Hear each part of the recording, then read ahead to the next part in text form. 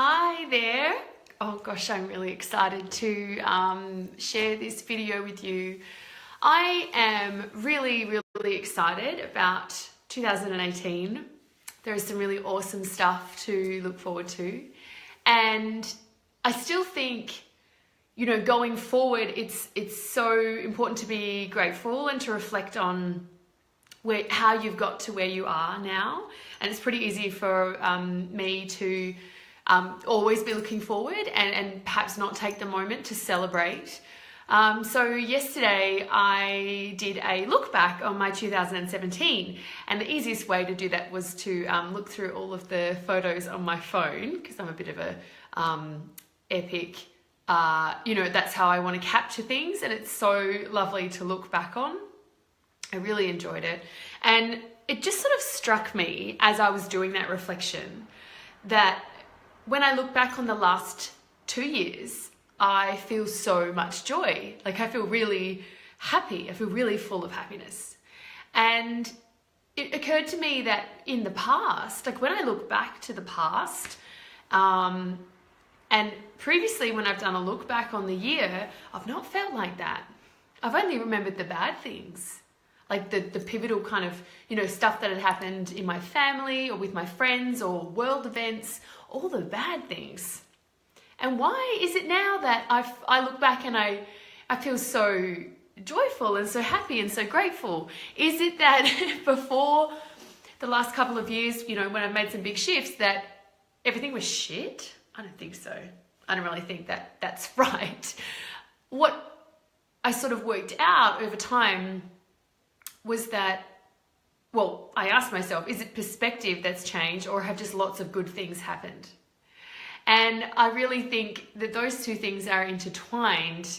And so I've started reflecting a little bit more deeply on that. So I really do think it is about my perspective, and my outlook on life has definitely shifted. And that in turn, that has caused more joyful things to happen.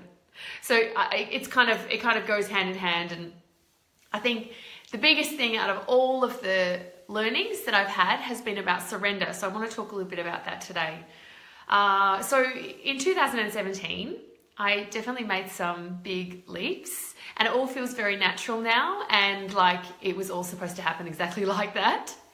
But again, it's about taking stock and going back and remembering what it took to make those decisions and celebrating it as well. So I turned 30 in January last year. Wait, no, we're still in 2017. I turned 30 in January this year, and I had a couple of people in my life that as they came to 30, they felt like a lot of fear and pressure and expectation about where they should be at and what they should have done and what relationships they should be in. And I have to say that when I hit 30, I was just so damn happy because I was finally in alignment with myself. And I'll talk about that a little bit later. So I also moved in with my beautiful girlfriend, and so shifting home again in the beginning of 2015, I moved to Adelaide and kind of turned everything upside down again. And this year we moved in together, and that we created a new home. So it's a pretty big leap. I also, of course, launched Nikkola, and in the sort of, part of that, I also left my corporate job. So it's all on me now. It's funny because it doesn't feel scary now to think about, but when it dawned on me, oh my God, it was scary. And all of the things that I have done this year have required some really deep exploring stuff in myself, and that has brought up lots of challenges and lots of stories and limiting beliefs and negative ideas that I didn't know were having such a strong hold on me. So I think it's fair to say it has been really challenging, very up and down. And it was easy for me to get completely lost in the thoughts in my head. If you've felt like that, you know what I mean. You just go round and round and round, and there's no sort of clear pathway out. But there are a couple of things that I have really come to understand deeper. I definitely don't understand it all, and I never will. That's part of the fun of it. That's part of the journey. That have allowed me to navigate those things and really come out feeling grateful, so grateful. So The first is to embrace. And I think that means embracing all of the wonderful things and having gratitude for them. And then also embracing all of the hard things as well. Because I believe we chose to come into this life. I chose to be Nikkola here, sitting here in 2017, speaking to you. And when I take that perspective, so it's a big part of perspective, it all feels okay. It feels like there's an opportunity for me to learn here. There's something to be gained. Obviously, it's hard to always feel like that right in the moment. But embracing all of the things that are happening, whether it's directly in your life or in the people around you or in your circumstances or, even world events, embracing and knowing that it's all part of the journey has been a massive thing for me this year. So number 2 is trusting myself.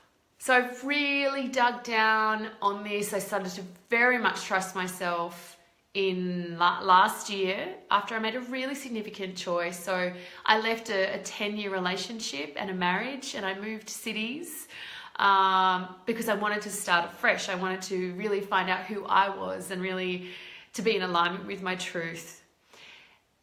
That huge leap, that's my biggest leap so far, meant that I really started to trust and rely on myself, which meant that no matter what was going on in the world around me, I could always rely on me. I could always rely on myself to get through. And that, I think, is probably the biggest gift that you could ever give yourself, because it opens the door, like that's perspective, that opens the door for everything to be possible in your life. Because actually at yoga yesterday, the teacher, beautiful Tessa, was talking about how we are a mountain, from Tadasana pose, and that the mountain is so solid and stable. It's a foundation, and all of the weather, the bad weather, the good weather, it just goes around the mountain, and the mountain stays so strong and resilient. And I think that's what trusting yourself is about. So that's been massively important for me this year, and a huge learning that I'm going to continue to dive into, especially in the work that I'm doing through Nikkola. So the third thing is getting really clear and aware about the things that trigger me. Because I have limiting beliefs and stories that have been with me from a young age. And I think a lot this year, and this is massively, I really owe a lot to Kirsty for this as well, because she's allowed me to identify those triggers, and sometimes she identifies them as well. And something will happen and I'll start to feel shame. When you get that really yucky feeling in your tummy and the heat kind of rises and then it's in your cheeks and all you want to do is run away. When I get that feeling, when I can sense the little signs that shame has taken over, I've got the opportunity to go in and reflect on where is this really coming from? Where does this disgusting feeling of shame originate from? And when I've been able to sort of notice those triggers, it's been much easier and much quicker to come out of that feeling and out the other side and go through with whatever it is that I was trying to do. So that awareness has allowed me to identify the triggers and then allow for flow. Because number 4 learning, this is ridiculous and you're going to be like, well, of course, is that I'm actually human. I'm human. And that means that I have flaws and, what's the opposite of flaws? I have wonderful things and difficult, challenging things to go through, and it's okay. It's okay. It's so okay. So when something negative comes up, something challenging comes up and, it takes a toll on me, it knocks me out for a day or 2 even, especially like a big emotional upset, then that's fully okay, because I'm human and that's part of it. That's part of all of this. So again, when you step back and you have that perspective that we chose this life, we chose to learn all of these things in, quite a spiritual sense, then it takes the heat off and it's fully wonderfully okay no matter what happens. Oh my God, that's such a wonderful realization. And that's why, and the beautiful Peter Kelly, she says, we are human as fuck. Because it's like, oh God, I'm so human. I'm going to do the thing. I'm going to hit the wall. I'm going to, change my mind all the time. And that's part of our existence. But also part of our existence of being human is that we can come back. So sometimes it makes me think, like, why am I even doing this video? Because everything is all okay completely all the time. But I know we don't remember it. So we have to keep talking and connecting on these things so that we spend so much more of our time in our positive feeling states than in our negative ones. So number 5, learning around perspective, is that nothing matters more than joy. Full stop. Joy is the most important thing in the world. And when we pursue our joy and we are around other people that are pursuing their joy, the most beautiful things manifest, which is what I want to talk about now, manifestation. So, I said earlier that, is it just my perspective that's changed? Like, is it, has the last 2 years been essentially the same as the previous years, but I just look at things differently now? I think yes, absolutely. But because I look at things differently, more wonderful things have happened. And I think this is where surrender and manifestation go hand in hand. Because, so for example, at my 30th birthday party, I felt so much joy. It was like beaming out of my skin. My pores. It was just like, the light was just like pouring out of me. I felt so, so happy. And it's because I've chosen to put my truth first. So I took a leap, something incredible opened up for me. So my perspective shifted, but that also meant that I brought these incredible people into my life. I brought the most beautiful circumstances in. I brought in freedom, which is like, you can see it's the most all-encompassing, fantastic, beautiful feeling to be free. And so as I let go of the outcomes of how things were going to turn out, all the most wonderful things came in. So hugely, taking a leap is about doing things that are in integrity with your gut. So I talk about that as my soul voice, and I feel nudges and messages from my soul. You could talk about it as gut instinct, as your, what's in your waters, what feels right to you. Our feelings always are on point, and it's the first reaction that you have to something. It's pretty easy to talk yourself out of something once you've had that initial gut instinct, like, oh no, I really shouldn't go for a coffee with that person, but I'm going to. Or I really don't feel like going to that fancy dinner party with a bunch of people that maybe don't make me feel that good, but I'm going to because that's what they expect of me. So that gut instinct is so powerful, and I will continue to be on about this for the rest of my life, because it has hugely, hugely allowed me to manifest wonderful, wonderful things. Because when I do things that are in integrity to my soul voice, to my gut instinct, only good things happen. It's scary. I'm not going to pretend that it's not scary. But, so for example, when I decided to leave my corporate job, I felt sick. Like the soul message was so strong. It was like, you need to do this now in order to take the next steps to manifest the joy that you're looking for, to allow the room for the creativity.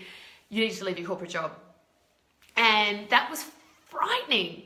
That was my foundation. Everything we do is based on our job. That's how we identify ourselves. That's our foundation. It's the basis for, the rest of our life. We sort of determine it by, there's the job and then there's all the other things.